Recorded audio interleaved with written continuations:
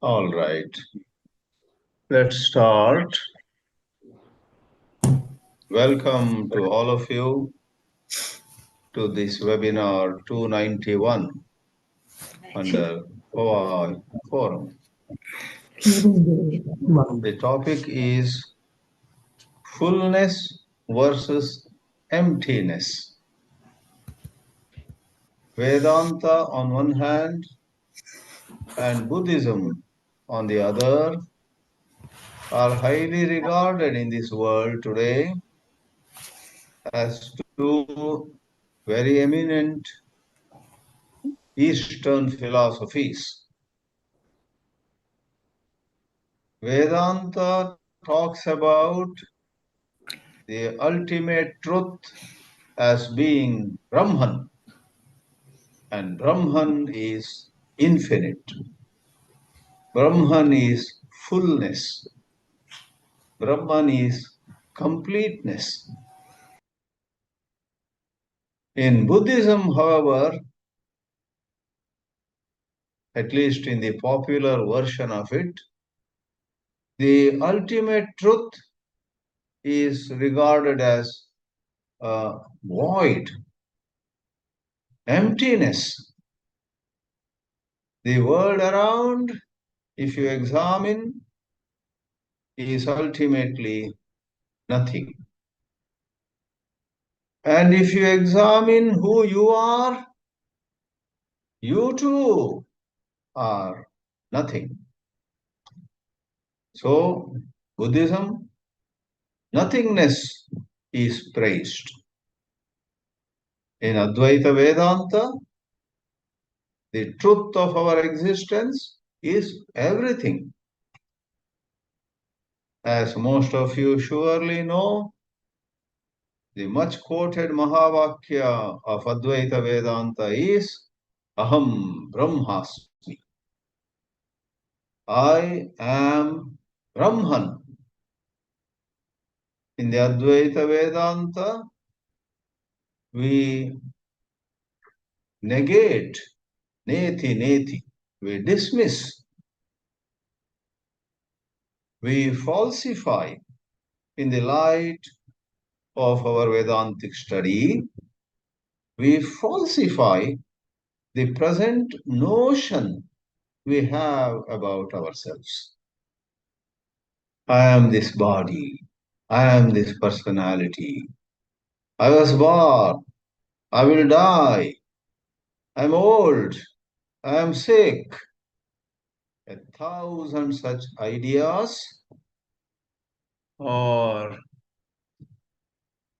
filling our mind, and someone like Adi Shankaracharya emphatically says that these 1,000 ideas we have about ourselves are all rooted in spiritual ignorance.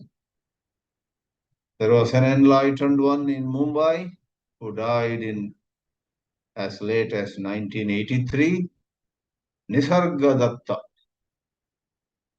We also refer to him as Nisargadatta Maharaj. And a man from Poland, an electrical engineer by background, Maurice Friedman, recorded a lot of dialogues with Nisargadatta. And Maurice Friedman did not know Marathi. Nisargadatta spoke mostly in Marathi, but I guess some audio recordings and then some translators' help was taken. Finally, that book came out, Dialogues with Nisargadatta Maharaj. The book is very well known in the Advaita Vedanta circles. It's titled, I Am That. And this I Am That, again, points to our true nature being birthless, deathless, diseaseless, old ageless. And Nisargadatta used to advise his students, stay with I am. It is your thinking It is your thought that creates the sense of limitation about yourself. It is said, even Shakespeare said, not talking Vedanta really, but in the context of some play, Shakespeare, after all, was a playwright. He wrote all those famous English plays, Romeo and Juliet, Julius Caesar, and many others. In one of the plays, he says, there is nothing right or wrong, but thought makes it so. Goes well with the Vedanta. It is thought. And Nisargadatta therefore says, if you think you are old, well, you are old. But if there is no thought, you may wonder, how can I not think I am old when actually I am old? I see myself in the mirror. I gone old. Hold on. Don't trust mirror more than the Vedas. You seem to trust somebody's sentence, something that Tom, Dick, or Harry said, something that the morning newspaper, especially in English language, says. Sri Ramakrishna used to joke, he used to chastise his devotees, Calcutta citizens, Sri Ramakrishna Paramahamsa.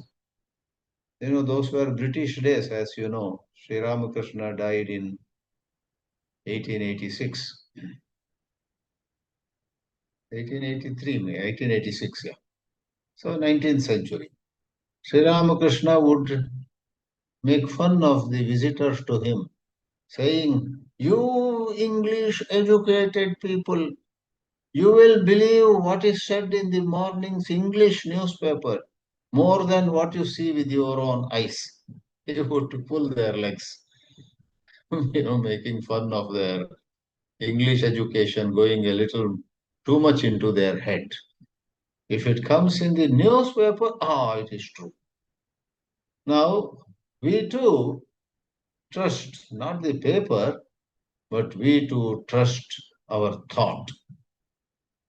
And Advaita Vedanta says, this mind, this thought, this idea, this feeling, all need to be inquired into. So to conclude the reference to Nisargadatta Maharaj, we must, amidst all our worldly responsibilities, amidst the mundane activities we are into, whether we like it or not, we must spare some time and study the Vedanta. We must spare some time and join satsangs. And in the light of the study of the Vedanta, of satsangs, we must spend a little time. Don't worry about long duration. If something inspires you, please give 5 minutes to it.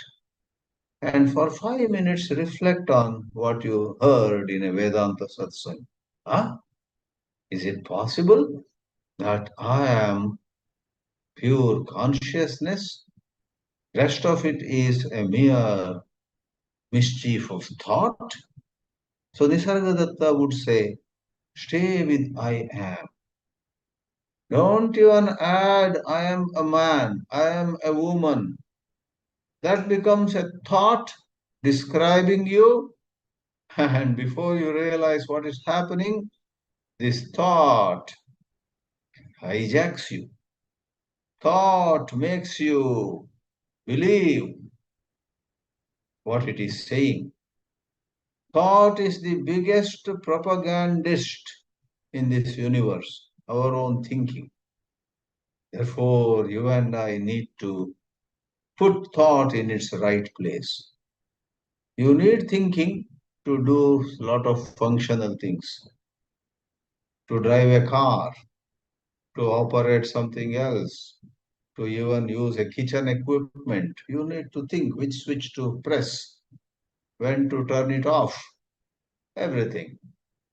But thought is a big mischief maker when you believe it in the matter of self-judgment. I'm losing. I'm a failure in life. Thought says, don't take thought so seriously. Keep a distance. So, coming back to the main topic, Advaita Vedanta consistently says we actually are fullness, infinity. What is Vedanta? Every one of you knows. Vedanta is the name given to certain portions of all the four Vedas which have the ultimate message of the Vedas. Vedanam Antaha. The final message. Whether that particular portion appears in the beginning of a compilation or towards the end or in the middle, that's not important. By the weight of the message that portion gives. It is said Ishavasya Upanishad appears as the 40th chapter of Shukla Yajurveda. There are 39 chapters before it which are not Vedanta. And there are, I don't know how many chapters are after the Ishavasya Upanishad, after the 40th chapter, and they are not Vedanta. But this 40th chapter of Shukla Yajurveda is considered an Upanishad, and once it is an Upanishad, right away it qualifies to be called Vedanta. And the Vedanta says there is a certain insight that we need to awaken in us, and that insight, that understanding makes us realize we are already complete. Some of you have studied Mundaka Upanishad. Over there, a certain learned Vedic scholar, but lacking in the Vedanta insight, comes to a guru. Shaunaka comes to Angiras and asks, what is it, knowing which everything becomes known? Please go to a university in this world and ask any senior professor, teach me a subject knowing which everything becomes known. They will say, we don't have such a subject. Unless in universities Vedanta also is taught, they may teach you Mundaka Upanishad or other Vedanta. But otherwise, the subjects that normally universities teach don't have this quality, knowing which everything becomes known. Kasminnu bhagavo vidnate sarvamidam vidnatam bhavati. Therefore, we call Mundakopanishad especially the wisdom of completeness. Till we realize our true nature, no matter how much of PhD or how much of wealth or how much of land or how much of fame, name, how much of whatever we have, we still feel incomplete. Somewhere we are lacking something we don't have in life, and so on. Whereas Vedanta says you realize your fullness. Aham Brahmasmi. And this Kasmin Bhagavo Vidnate Sarvamidam Vidnatam Bhavati. Or for that matter, go to Samaveda. There is a famous Upanishad over there called Chandogya Upanishad. Over there, a young rishi, the guru called Sanat Kumara, says to Narada, who is much older than him, and says, if you are looking for ending of sorrow, if you are looking for sukham, happiness, let me tell you, there is no lasting happiness in anything that is finite. Na alpe sukhamasti. Yo vai bhuma tat sukham. Bhuma means the infinite.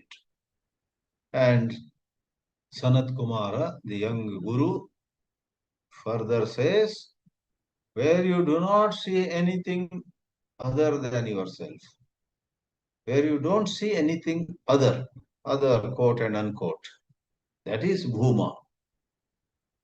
What it means is, presently we are living in a certain faulty consciousness our consciousness, our understanding, the content of our mind is such that we feel we are this much over here and the world, the universe is that much over there. We are this much over here and that friend of mine is that much over there. He has a bigger house, I have a smaller one. Or I have greater knowledge, he doesn't have even half as much as my knowledge. So another person, another country, another community, another object, another animal, plant, that's called other. Sanat Kumara says, where the sense of otherness vanishes, that is Bhuma. So Advaita Vedanta has been talking, but then are Advaita Vedanta and Buddhism at loggerheads in this matter? Does Buddhism say something utterly contradictory to Advaita Vedanta? Here we would submit that no. Buddhism may employ a certain language, but really we appreciate that and we take it as no different from what we are saying. Buddhism doesn't talk about our true nature, or if somebody talks, they rather avoid it. Therefore, there is the widespread notion that Buddhism literally talks about void, shūnya. In this webinar, we are talking about pūrṇa versus shūnya. Shūnya is a blessed word in Buddhism. In Vedānta, pūrṇa, fullness, pūrṇa, prajnanam, brahma, samvit, prajna, sat, tat, om. These are the Sri Krishna himself says in the Gita, Om tat sat iti nirdeshaha trividaha brahmanaha smritaha. That supreme Brahman may be called by Om. Or you call it Tat. Or you want a third choice, call it Sat. Om Tat Sat iti nirdeshaha. Any of the three. And there are many other too. But we don't say Brahma is Shūnya. But then the question arises. You say Advaita Vedanta doesn't accept the ultimate reality to be a void, a zero, a nothingness, an emptiness. But at the same time, you say Advaita Vedanta has no problem with Buddhism. We say we look at it as a language issue. Buddhists or the Buddha himself, whom they refer to sometimes as Tathāgata. Tatha means that way, in that manner. Gata. From a jiva bhava, from sense of being a limited individual,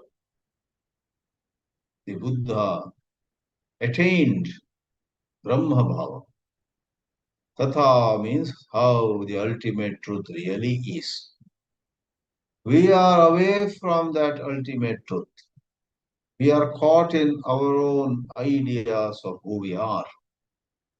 I believe there was a Hollywood actor who took some particular role so seriously and did a wonderful job. That movie was great, must have won some Oscars.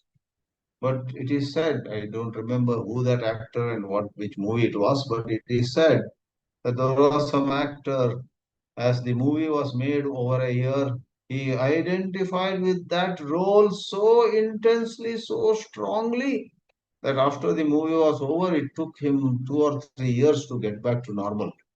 He started thinking of himself as that character. Can happen to you and me also, I guess. We get identified with some role, with some particular uh, character, and so on. So, please see, Buddhism notices this problem that human beings identified with this role or that role, this personality or that personality, taking themselves to be of a certain personality and maybe envying another personality, the human beings are sad. Oh, I wish I was like him. Oh, I wish I was like her. Actually, you have a picture of the other person, you don't know the other person really. And what is worse, you have a certain idea of yourself, you don't know who you really are. Therefore, it is one image, not truth, being compared with another image, not truth. If I am envious, let us say, of somebody who made a lot of money, you have in this world, you know, some Jeff Bezos or some Warren Buffett or this Elon Musk or somebody. I read a little bit about them in newspapers, in the media. And if I start, oh, how I wish I was rich like them. You don't know how many troubles that wealth brings to you. Sometimes it is not at all a very good thing to be very rich. There is, in fact, a psychological study. When your wealth increases up to some point, it's an upward curve in terms of happiness. But afterwards, it plateaus. And then, when there is again some more wealth, your happiness decreases. There has been a research and long-standing research findings. After some point, more wealth means you are in for some fear, some worry, some anxiety, some heartburn. You lose friends. People who used to talk to you in nice, friendly way would not come to you at all. And many things can happen. But that's I'm explaining what it is to be caught in an image. I have an image of Elon Musk, or I think Elon Musk perhaps is not a very good example now. There are a lot of controversies about him now. Maybe Jeff Bezos, or some other, Bill Gates, whoever. In India also we have all these Ambani and Adani and Narayana Murthy and all these. There are many. I tell you, any of them go near them, don't be surprised. You will fold your hands and say, I don't want to be like him. I don't want to be in her shoes. I am okay the way I am. So, till then, what was your scenario? You had an idea how happy they must be with so much of billions of dollars with them. And you have an idea because my wealth is less, that's the cause of my sorrow. It's not. It's not, I would go to the extent of saying it's not even ill health, though that may be a bit hard for you to believe. But if you rise in Vedantic understanding, even ill health is not an issue. There have been saints and sages who have made friends with ill health also. This afternoon I heard about somebody who was much devoted to Nisargadatta, who drank from the wisdom of Nisargadatta, who himself also later was a certain teacher of Advaita. And when he was operated for something, the doctors had advised the nurses to give some painkiller every 4 hours. But this man, because he had meditated enough on Nisargadatta's teachings, the truth, had, thanks to that meditation, thanks to that intense contemplation, which he had conducted for some years maybe, had arrived at a state of mind when the nurse brought some painkiller after 4 hours after the operation. He asked her, what is it you want to give me? Painkiller. Wait a minute, I don't have pain. The nurse was surprised. What do you mean? No, you better take it. Even though you don't have pain now, in another 30 minutes you may start screaming, crying. Better you take it. But I believe the gentleman, let me not hide his name, Ramesh Balsekar is what the person I'm talking about. Ramesh Balsekar was a well-known disciple of Nisargadatta who for years conducted satsangs in his own home in Mumbai. I had the privilege of attending one satsang 1999 or so by Ramesh Balsekar. But to be frank, I did not very much enjoy, or I did not get much inspired by his sharing that morning. But he was a wonderful person who actually immersed himself in Nisargadatta's teachings towards the last few years of his life. He was a very eminent banker with Bank of India, etc. Professional life he had before, family life he had. But then Ramesh Balsekar, no, he said, I don't need. Another 4 hours passed. Again he refused. Next day the doctor came and said, Mr. Balsekar, I hear you are refusing painkillers. You must be in agony now. And I believe Balsekar said, not really. Thanks to my being free from thought, I did not need those painkillers. Something difficult for us to swallow, but there is some truth in it. For in all our suffering, there is a little contribution by the physical objective dimension, but a lot of our suffering is contribution by thinking on various levels. So we come back. The Advaita Vedanta says you are that fullness. Buddhism actually concerns itself with showing the falsity of what you took yourself to be. Like I gave some gross examples. Somebody looks at the less wealth that he has, which is actually enough for him, but he has an opinion and is crying. Somebody looks at, oh my God, all my four sisters did PhD. I did not go beyond BA. Now it's too late. Yeah, I should have done a PhD. Come on. With or without PhD, you can be very happy. Even your BA was not necessary, really speaking. But thought makes it so. Remember Shakespeare's statement there is nothing good or bad, nothing right or wrong. Thought makes it so. So, Buddhism concerns itself in quelling, in bringing to naught, bringing to zero the images, the ideas and opinions, conclusions. You and I conclude. We conclude that our life is a failure or I made a fool of myself.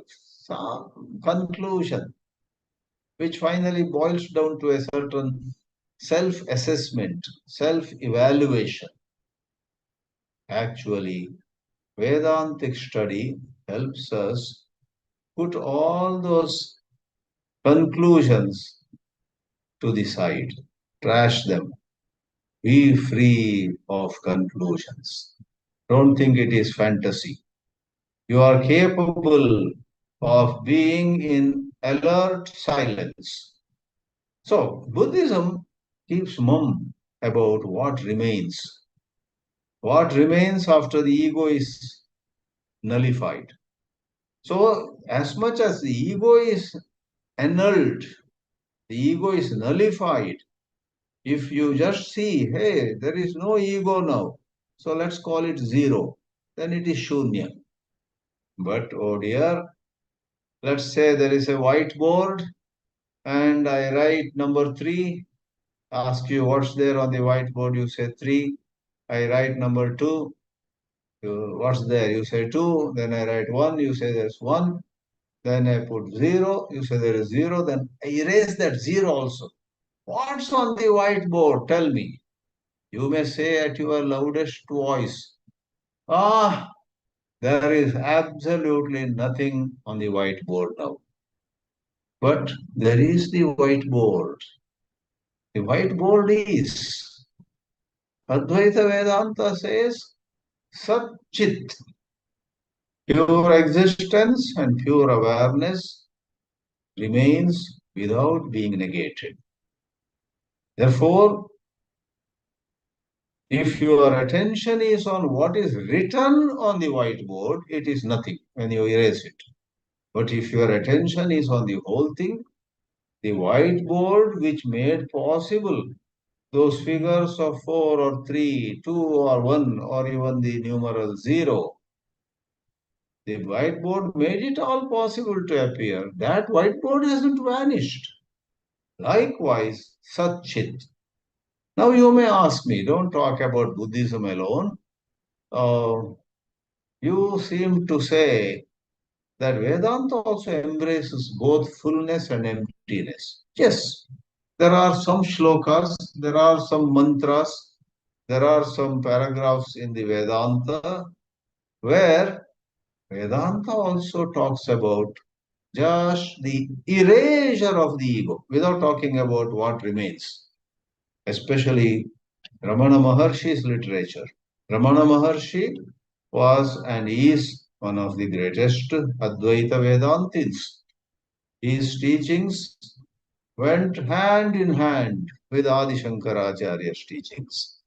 And Ramana Maharshi, in his works, very much like Buddhism, focused a lot on erasure of the ego. Our being finite, our being subject to birth and death, our being subject to disease and old age, our being subject to sorrow, our means who is that? It is the ego. Of course, you know very well. One takes any problem to Maharshi Ramana, and Ramana would ask, who has this problem? And when the visitor says, I have this problem, Maharshi Ramana would say, please find out what that I is. Is that I really your being, or is that I a bundle of thoughts? Alas, we generally don't realize when we take our hand to our head and cry, oh my, what a fool I made of myself today or something. Really speaking, the one who is crying is actually an image in our thoughts. The truth of your existence, you are aware of someone crying. A while ago, you were aware of someone very happy. That entity which was happy now, which is crying, is an appearance upon the substrate, adhisthana of Satchit. So, as an example, in Upadeshasara of Ramana Maharshi, Maharshi says, when the ego dies, that is freedom. But in another verse, he says, when the 20th verse of Upadeshasara, ahami nashabhaji, aham taya, spurati hrit swayam, parama pūrṇa sat. Parama pūrṇa sat. Something infinite, something complete. See, pūrṇa, not shūnya. Pūrṇa sat, it is true. True, something infinite, something unbounded emerges, starts shining forth, spurati. But the same Ramana Maharshi, at some other places, focuses so much on the absence of ego. Doesn't talk about the pure self remaining. In Saddarshanam, there is a verse where the word appears, Niraham Pratiti. Aham Pratiti is an idea of, I am this, good or bad, Niraham Pratiti is absence of that. Erasing the ego was the highlight of Ramana Maharshi's teachings. You may say, don't run away, Swamiji, to Ramana Maharshi. Can you quote something from Upanishads or the Gita? Let me give something from Gita. How many places in Bhagavad Gita Sri Krishna talks about Nirmamaha Nirahankaraha. Ahankara is ego. And Nirahankaraha means absence of ego. That is Shūnya. in a hasty look at it. Oh yeah, so when the ego is erased, that is freedom. The ego is erased. Please don't say shūnya remains. Actually, you as Satchit remain. But Satchit has no boundary. One critic of this Advaita Vedanta's proposition of the pure self went on to say, whatever you may say, pure self, or you write the self with a uppercase yes, the self is a self only. It's a bounded, limited entity. Sorry, sir, you have not studied Advaita Vedanta carefully. When we say the pure self, by definition, it has no boundaries. Though the word self is used, it has no boundaries.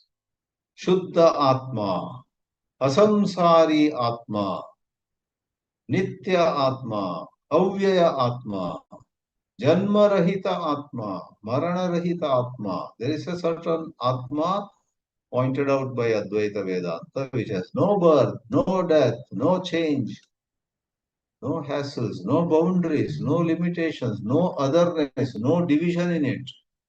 It is said in most explicit terms. And yet if someone says, no, no, the moment you use the word self, it is another self with all its misery, then you have missed the point.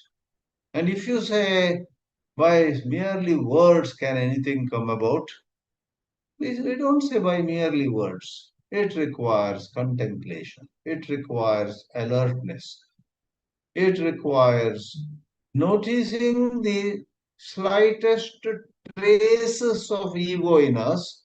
And if we notice these traces, if we pay attention to the trace of ego with all intensity, it vanishes. Many masters over the centuries, over thousands of years, have given testimony to it. How they stayed free of any sense of I am successful or I am failure in material matters or even spiritual matters. Because to seek success in spirituality is another. It is the same old mindset. You wanted success in business you were doing 20 years ago. Now you want success in your meditation. Sorry, though at first glance it looks like, well, anyone doing meditation, putting in so many hours, is it not natural for her to seek success? That is okay from the surface. But true meditation with a certain quality of right understanding, actually lets go of the desire for success. You watch with no expectation. You are alert with no idea of what it is you want, no complaint, no demand. You watch. You are the light. Stay as the light. Therefore, in the Gita, where there is Nirmamo Nirahankara Sashanti Madhigacchati, second chapter, almost last verse, last but one verse actually in second chapter. Or in the 18th chapter, there is a verse, Sri Krishna says, Yasya naham krito bhavo buddhir yasya na lipyate hatvapi saiman lokan nahanti na nibadyate. Yasya naham krito bhavaha, that much should be enough. Yasya na ahankrito bhavaha, when you split. Ahankrito bhavaha means ahankara. When there is that sense of I am this, a certain boundary brought about by thought, by notion, by your alas, immature visualization, then there is ahankara. When there is no such narrow visualization of yourself, then Sri Krishna says, when there is no such ego, one is free. Even if one kills 1,000 people, there is no sin. That doesn't mean you got license to go kill, nor would you want to. Why would you want to kill anybody when you are enjoying such freedom and peace? But in a manner of saying, This is complete freedom. Therefore, in the Vedanta, in Gita, in Upanishads, Sri Chandogya, let me quote this and conclude. Sanat Kumara says, Yatra nanyat pashyati, nanyat srinoti, nanyat jigrati, nanyat vijanati. There is no otherness. There is nothing other than you that you may see. There is no other than you that you may hear. There is nothing other than you which you may smell. So by dismissing otherness, actually, there is, to begin with, complete dismissal. And that seems to point out a void. But Advaita Vedanta says that's a language at that place, in that context. But really speaking, when the false is negated, the true shines forth in all glory. Therefore, pūrṇa is, as per Advaita Vedanta, pūrṇa is the more appropriate word. Shūnya actually means this pūrṇa only. Shūnya as regards the false. You erase completely any projection, but the very substrate, the very whiteboard, as I gave the example, continues to exist. Therefore, the whole idea of this particular webinar, fullness versus emptiness, is to say that you may call the highest wisdom to be marked by erasure of everything, and you may use the word shunya, but actually it is pūrṇa. So as far as just the language is concerned, we accept both. But as far as accuracy is concerned, we would rather say the fullness is more appropriate for in the negation of the false. When asat leaves us, sat that remains is all inclusive, all pervasive, and we don't go into thin air, we don't turn into shunya, void, but we stay as the truth, and that truth is limitless, unbound or unbounded by space, unbounded by time, and so on. Let me pause here, and as always we do, we welcome questions and comments at this stage. Namah Paramarashibhyo, Namah Paramarashibhyaha.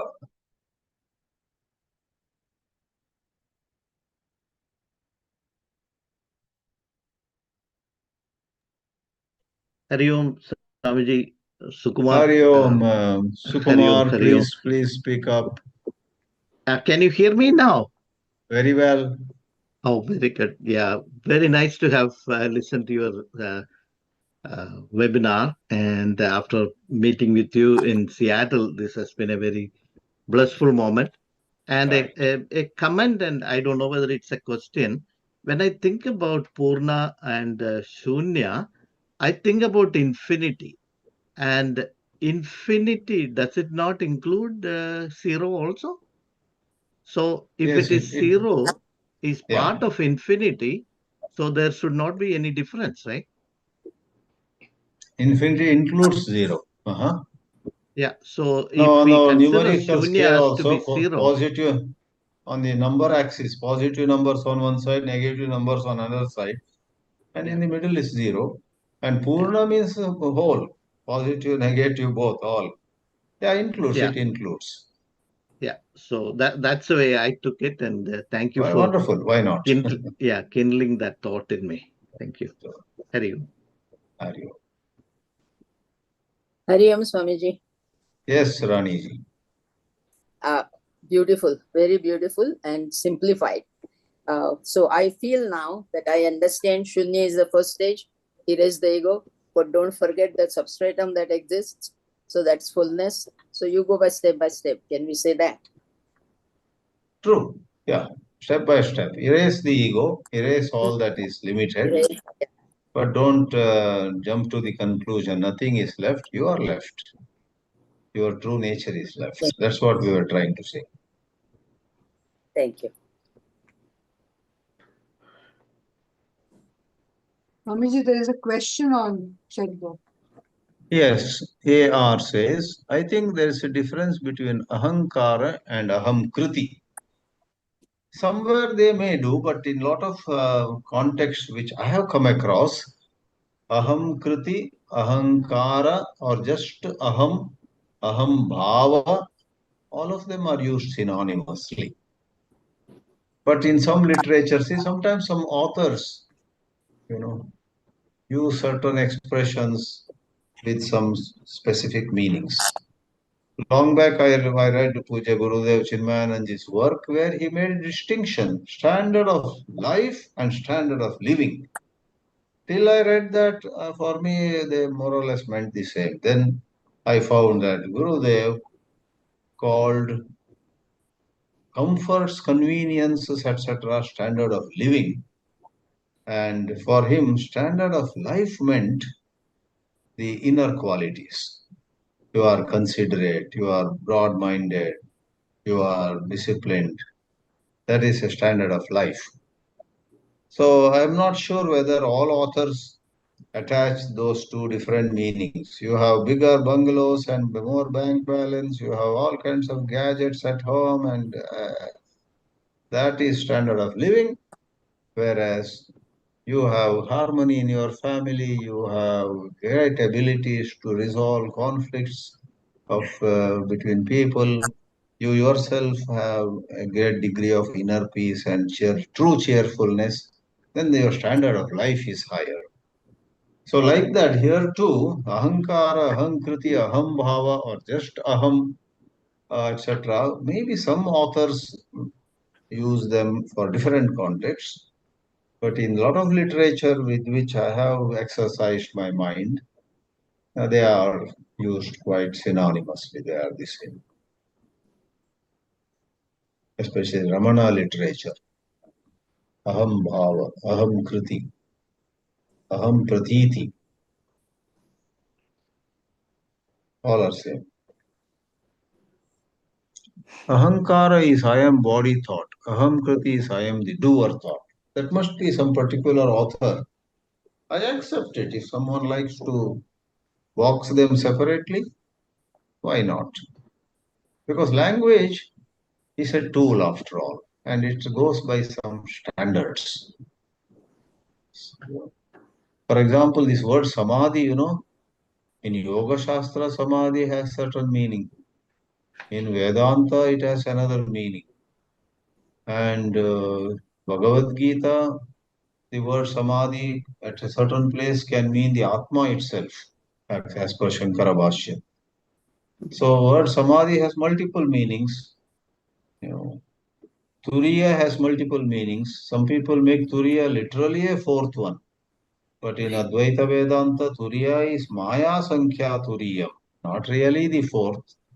It is the one which is in the three. Jagra, Swapna, Sushupti.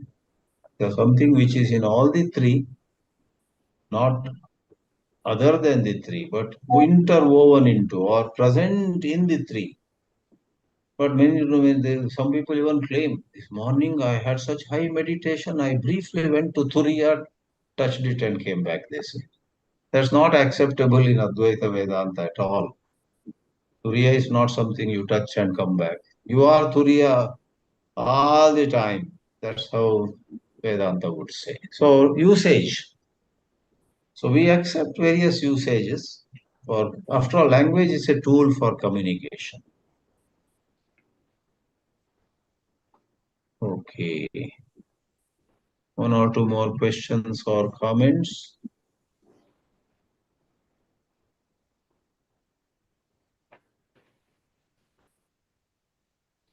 All right. How are you adjusting back to India, Swamiji? Yeah. Thank you for saying that. With all this Vedanta, the body goes by its own rules. It's 10 days since I returned to India, and I haven't overcome this jet lag fully, actually. After this webinar, now it's 9:30 already. In 15 minutes, I may think of resting for 5 minutes, but then I may get up at 3 or 4. But mostly, yeah. On the whole, I'm fine. On the whole, nothing major. But sleep cycles have all been disturbed a lot Okay. by Yes, being you are in here for almost 2 months. Huh? You are here. You were here for 2 months, so that 2 was full why. months, yeah.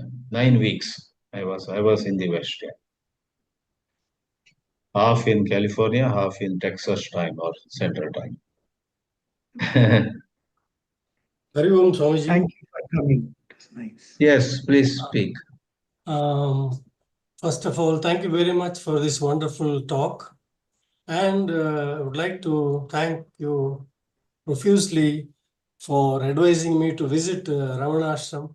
Many years ago, when you were in Chinmay, you took me inside and had come with the children. You showed me to your prayer room and showed a big picture of Ramana Maharshi. And yeah. So I managed finally. 2 years back, we went and visited. We spent 4 days. It was wonderful.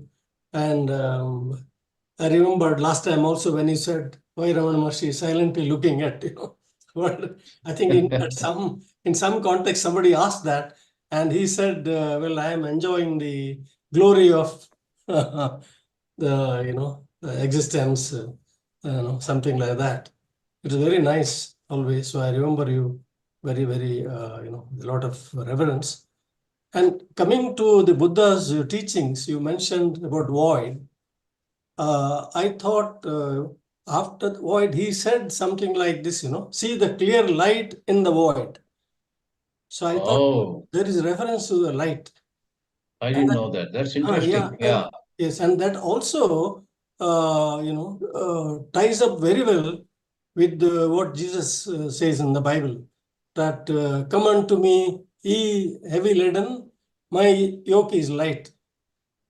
And that light with a double meaning, that it is weight-wise light also, and light referring to the light, what we say, Prakash. Correct. Perhaps, I don't know. I mean, probably I'm open to correction, but I thought I would. Well said. Maybe. Well said. We use the word substrate, adhisthana, and that has the flavor of sat. But light means the chit. And we maintain that sat and chit are not different. They are one only. Yeah. Thank you very much. Thank you for sharing this. All right. So with that, I guess we may conclude and we'll meet again in a couple of weeks. Namaste.